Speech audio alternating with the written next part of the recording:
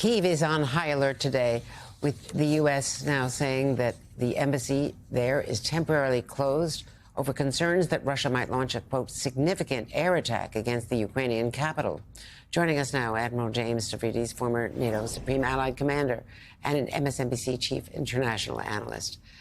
Also, author of the novel, The Restless Wave. This new alert, Admiral, is apparently based on intelligence that there was an imminent Russian airstrike or strikes potentially in response to the U.S. finally giving President Zelensky the authority to fire U.S.-made long-range weapons, the ATACMS, against Russian bases inside their territory. So what kind of Russian response do you expect?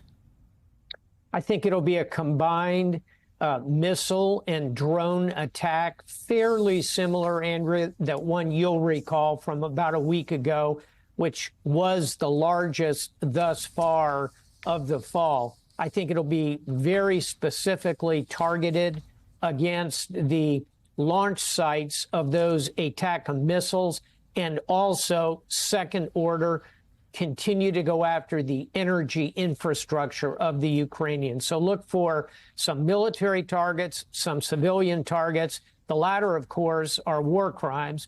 Russia will continue to do that. And yes, you are absolutely right. This is going to be in direct response to the use of the ATACMS missiles. With a great deal of fanfare, the Russians changed their nuclear policy to say that they could use tactical nuclear battlefield weapons against an opponent, an adversary who is not nuclear armed but is backed by nuclear nations like the U.S., like France, for instance.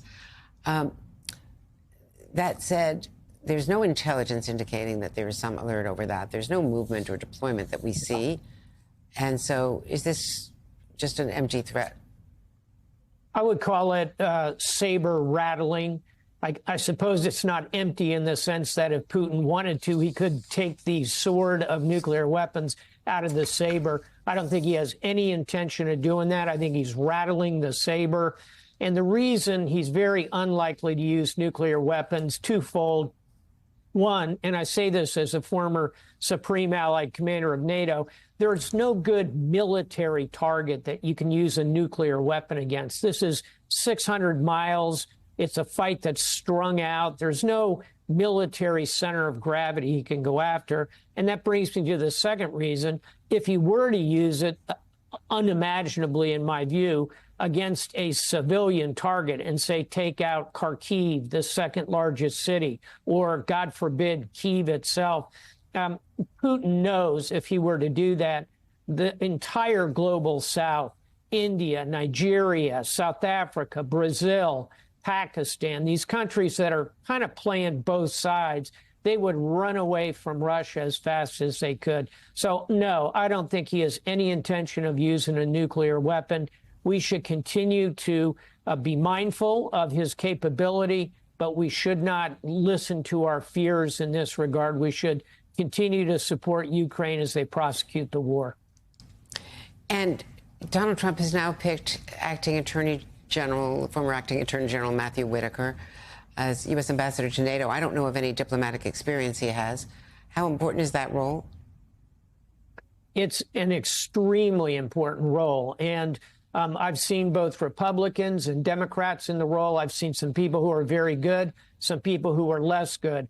What is key is that the appointee, the ambassador, has an open mind, goes into this with a level of understanding of NATO itself, its importance.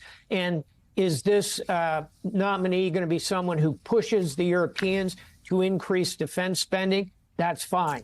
We need to continue to do that, but it should be done in a way that recognizes these are our allies.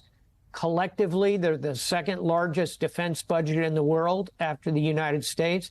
Collectively, Europe spends more on defense than China does, for example. And third and finally, be mindful that these nations came and fought with us and died with us in Afghanistan, not because Europe was attacked.